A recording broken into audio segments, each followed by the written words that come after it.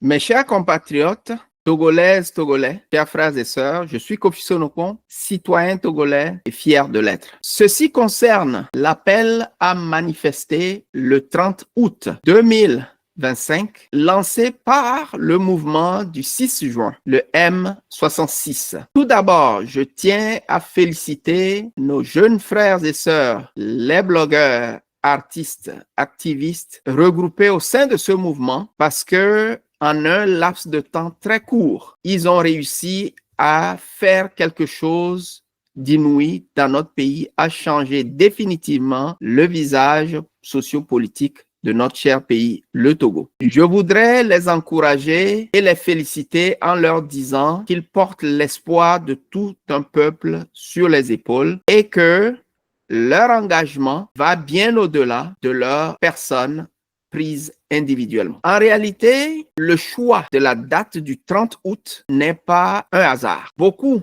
de nos concitoyens ont parlé déjà du 30 août 1956 et comment cela a eu un impact sur la prise de l'indépendance de notre pays en 1960, le 27 avril. Moi, je voudrais plutôt m'attarder sur la date du 30 août 1969 où un appel avait été lancé. Tout le peuple togolais par le feu général Eyadema dans le but de fonder ce qu'on appellera le rassemblement du peuple togolais. En réalité, lorsque vous analysez bien les choses et que vous comprenez bien la situation qui prévaut dans notre pays, le rassemblement du peuple togolais n'a pas en réalité rassembler les Togolais pour en faire une nation. C'est de là qu'est parti le système que Madame Nyakade a dénoncé dans son allocution tout récemment et d'ailleurs pour laquelle je saisis l'occasion pour la féliciter vivement en lui apportant mon soutien pour son courage, son sens élevé de responsabilité et la valeur qu'elle incarne en tant que femme, en tant que mère, en tant que citoyenne engagée pour un véritable changement dans notre pays. Je me joins à elle pour demander à Monsieur Faure de prendre toutes ses responsabilités et de démissionner afin de sortir par la grande porte. Maintenant, cela étant dit, je reviens donc à l'appel historique de Kpalimé en date du 30 août 1969. Si vous voulez tout comprendre, c'est à partir de cette date que s'est enclenché le processus qui a abouti à l'esclavagisation du peuple togolais. En le disant, je pèse très bien mes mots. L'appel du 30 août 1969 a abouti à l'esclavagisation du peuple togolais dans son ensemble. En réalité, c'est à partir de ce moment-là que tout a été mise en branle pour graduellement proclamer, célébrer, louanger et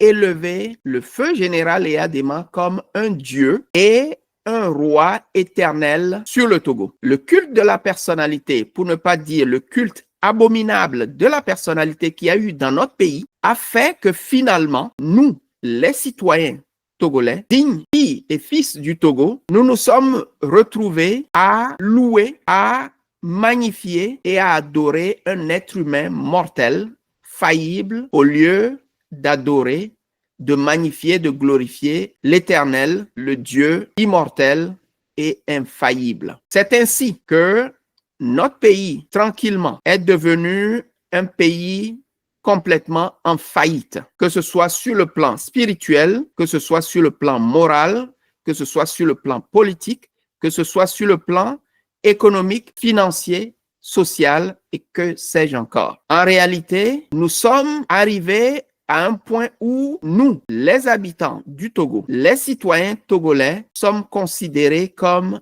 des esclaves. Il s'est installé donc une monarchie absolue depuis les années 70 jusqu'à nos jours et tout est parti de l'appel historique du 30 août 1969. Maintenant, revenant à l'appel du M66 à manifester le 30 août 2025, en réalité, cela sonne le glas de ce système méprisant, destructeur qui a régenté notre pays depuis plusieurs décennies maintenant. En fait, cette date, cet appel du M66 n'est pas un hasard. Ce n'est pas un hasard. Cela sonne le jubilé divin sur le Togo pour définitivement mettre fin à l'esclavagisation, à l'esclavage du peuple togolais et pour permettre à chaque fils et fille du Togo de retrouver la liberté et une vie tout à fait normale où nos talents, nos expériences, notre savoir-faire, nos richesses, que ce soit sur un plan individuel ou collectif, soient mis en branle pour pouvoir bénéficier à tout un chacun de nous. Donc, il s'agit d'une occasion à ne pas manquer. Surtout pour nos concitoyens qui sont sur le territoire togolais, il est extrêmement important parce qu'il s'agit d'un jubilé et le jubilé, je vais l'expliquer brièvement. Selon les écrits bibliques, il y a une période et cette période de jubilé, c'est la période pendant laquelle Dieu met fin à toute forme d'esclavage et que les esclaves devaient absolument recouvrer leur liberté, repartir libres. C'est une sorte de compte à rebours qui remet les compteurs à zéro. Dans notre cas, vu que nous-mêmes, nous avons eu, sous l'influence évidemment, de nos aînés, qui pensaient peut-être bien faire, mais qui se sont égarés et ont égaré le peuple dans un culte abominable de la personnalité, il suffit d'aller écouter ou réécouter les chansons d'animation politique, les génériques radiophoniques ou télévisuels qui élevaient le feu général Eyadema comme une personnalité immortelle, infaillible, avec toutes sortes de titres, avec toutes sortes de proclamations, qui a fini par hypnotiser notre peuple à croire en fait à cette toute-puissance d'une personne mortelle et qui a causé en fait comme résultante une peur indescriptible, ce que j'appellerais une peur bleue, dans le cœur et dans l'esprit de chaque Togolais qui a vécu à cette époque-là. Donc, il est question de reconnaître que nous avons nous-mêmes, en proclamant le feu général Eyadema comme le roi éternel sur le Togo, nous sommes placés comme ses esclaves. En fait, cela fait que la propriété collective qu'est le Togo a été considérée et gérée comme une propriété privée à laquelle une minorité a eu droit et que la majorité de la population que nous sommes n'avait pas le droit ni de jouir ni de le réclamer. C'est d'ailleurs la raison pour laquelle je me réjouis de la façon dont le M66 a lancé son appel. Ils ont fixé la date du 30 août et ils ont demandé à ce que nous puissions, quelques semaines avant cette date-là, de faire toutes sortes de prières.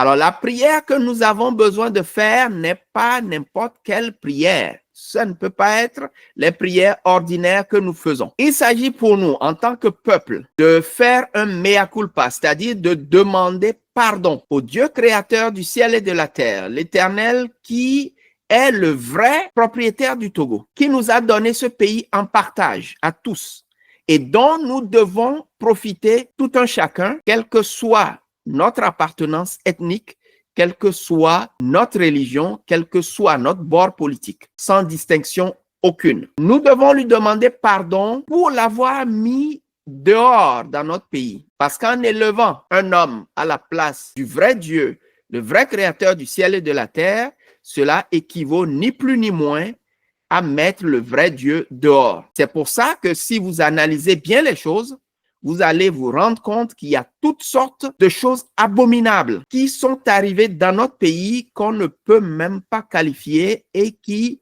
n'existent nulle part ailleurs sous le soleil. C'est pour ça que souvent, lorsque j'interviens, je parle de déchéance. Ouais, le Togo, notre pays, est assis dans une déchéance indescriptible sur tous les plans. Donc, il s'agit pour nous de demander pardon à Dieu et de lui reconsacrer le Togo en reconnaissant que le Togo lui appartient et en le remerciant de nous l'avoir donné en partage, en héritage. Et de ce fait, rejeter toute idée de roi éternel sur le Togo, de rejeter toute idée de famille royale sur le Togo, de rejeter toute idée de Dieu humain qui serait au-dessus de nous, qui aurait tout pouvoir sur nous. Les gens chantaient jusqu'à dire, c'est grâce à Eyadema que nous sommes en vie, pour ne citer que l'une des chansons que nos grands frères et nos grandes sœurs, ou pour ne pas dire nos pères et nos mères, pour certains d'entre nous, chantaient et sur lesquelles ils dansaient. Ce n'est que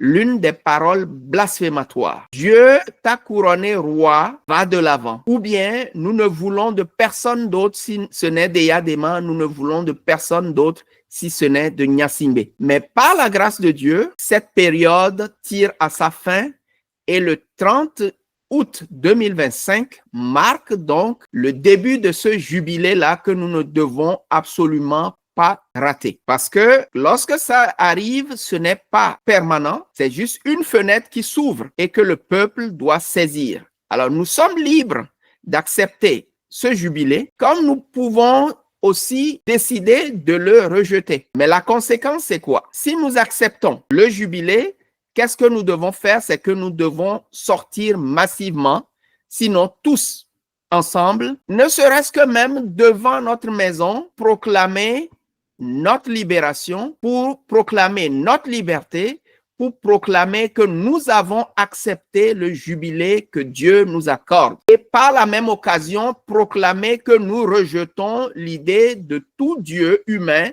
l'idée de tout roi éternel sur le Togo. C'est ce que nous devons faire. C'est une manifestation pacifique. C'est exactement ce que nous devons faire. Chaque Togolais sur le territoire togolais doit sortir devant sa maison au minimum pour proclamer haut et fort sa liberté, haut et fort son rejet de la monarchie qui a sévi dans notre pays depuis près de 60 ans. C'est ce que nous devons faire. Si nous acceptons évidemment le jubilé divin qui s'ouvre devant nous à partir du 30 août 2025. Si nous le faisons massivement, ce qui va se passer va vous étonner. Vous allez constater que les conséquences, en fait, de cette abomination qui est multiforme, j'en ai parlé dans une autre vidéo, je mettrai le lien ici. C'est une vidéo que j'ai faite le 7 janvier 2025 pour expliquer ce qui se passe au Togo et comment le comprendre. J'y ai révélé 2 énigmes qui expliquent la situation qui prévaut au Togo depuis donc plusieurs décennies. Quand vous allez suivre la vidéo, il y a beaucoup de choses qui deviendront très très claires pour vous. Alors, ça c'est lorsque nous acceptons le jubilé.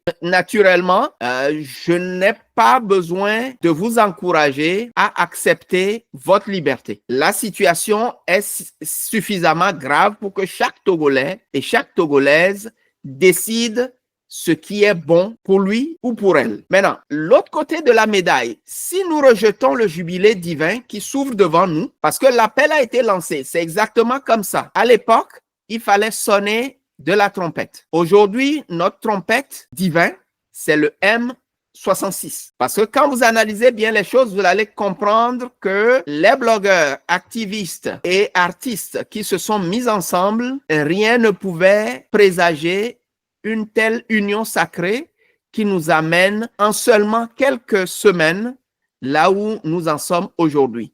Donc pour moi, ce n'est pas un hasard. C'est la main de Dieu qui est en train d'agir à travers ses jeunes frères et ses jeunes sœurs. Je l'ai dit dans une vidéo précédente que la sortie d'Amron n'était pas due non plus à un hasard, c'est l'Esprit de Dieu qui le mouvait. Et cela a débouché sur le M66 qui est aussi une manifestation de l'Esprit de Dieu parce que nous sommes arrivés dans la période donc de 50 ans où le jubilé divin doit arriver. C'est-à-dire que Dieu a finalement pitié de nous.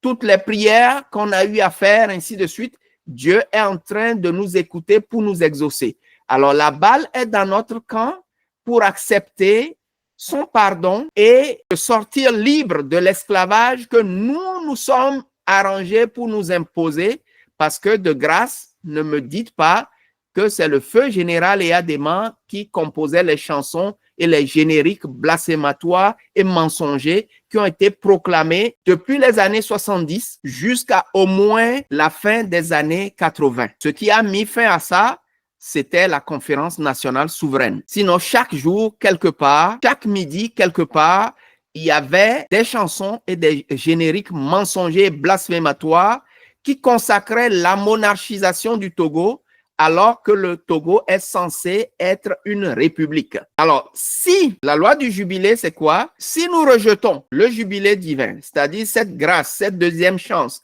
que Dieu nous accorde de nous sortir de ce bourbier dans lequel nous nous sommes nous-mêmes mis, il ne va pas nous forcer parce que Dieu ne force absolument personne. Mais la conséquence du rejet du jubilé de Dieu est claire. C'est quoi? C'est que nous allons nous retrouver dans une forme d'esclavage encore pire que celle que nous avons connue jusque-là. Pourquoi? Parce que lorsque la trompette sonne pour le jubilé, l'esclave est libre d'accepter ou de rejeter le jubilé. Et lorsqu'il rejette le jubilé, c'est quoi? C'est que son maître a le droit de le prendre, de lui percer l'oreille en signe du rejet du jubilé de Dieu. Il a bien entendu la trompette sonner, mais il a volontairement décidé de continuer à être un esclave au service de son maître. Comme je l'ai dit, Dieu ne force absolument personne. C'est le diable qui force les gens à faire des choses. Dieu ne force personne parce qu'il ne nous a pas créés comme des marionnettes,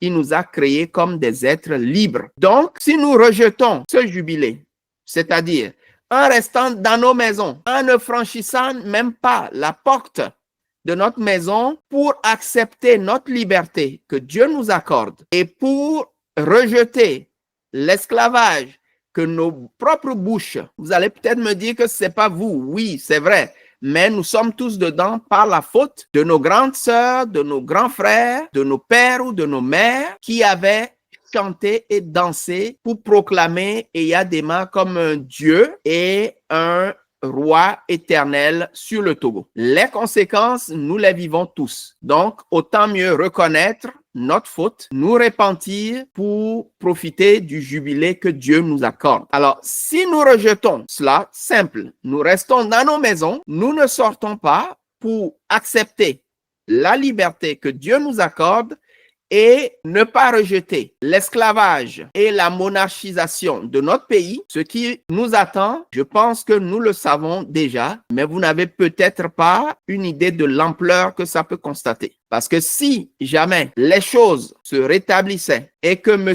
Faure arrive à nous imposer sa fameuse et frauduleuse 5e République, alors sachez-le que vous n'aurez plus même 1 centimètre carré pour poser vos pieds librement au Togo. Alors, la balle est dans notre camp. Décidons tous ensemble, le 30 août 2025, qui n'est pas une date au hasard, qui marque le début du jubilé divin pour le Togo, sortons massivement, sortons tous ensemble, mettons-nous devant, au minimum devant nos portes, la porte de nos maisons, pour crier et accepter la liberté que Dieu nous accorde et le rejet total et absolu d'un Dieu quelconque sur le Togo, d'un roi quelconque sur le Togo, d'un monarque quelconque sur le Togo et d'une quelconque 5e République que M. Faure tente de nous imposer.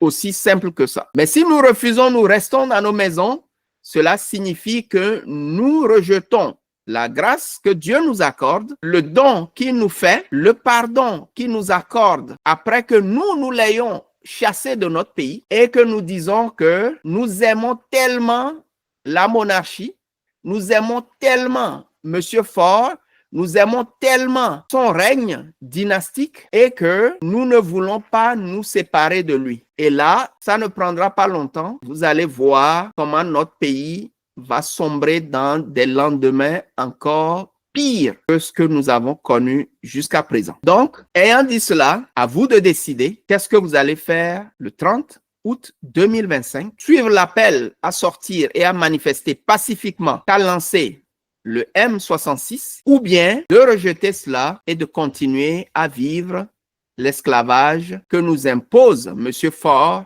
et son système qui a régenté le Togo depuis donc près de 60 ans. Alors, j'en ai fini. Si vous avez aimé le contenu de cette vidéo, vu l'importance de l'information que cela contient, je vous invite à la liker, à la commenter, à la partager surtout pour que le maximum de Togolais puissent la suivre et comprendre l'importance capitale que revêt l'appel du M66 à manifester le 30 août 2025. C'est la fin. Dieu siffle la fin de l'esclavagisation du Togo. Ce n'est pas un événement anodin. Nous devons prendre ça à cœur et agir en fonction de cela. Donc, je vous remercie. Et si vous voulez en savoir plus sur mieux comprendre pourquoi je parle d'esclavagisation, j'ai le lien de la vidéo que j'ai faite le 7 janvier 2025 où j'ai dévoilé 2 énigmes qui vous permettront de mieux comprendre, d'un, la malédiction qui a pesé sur notre pays, le Togo, jusqu'à présent, et de 2, l'origine des tyrannies qui se sont abattues sur notre pays depuis près de 60 ans. Alors, encore une fois, partagez cette vidéo, aimez-la, likez-la et on se donne rendez-vous à très prochainement. Je suis Kofi Sonopon, citoyen togolais et fier de l'être.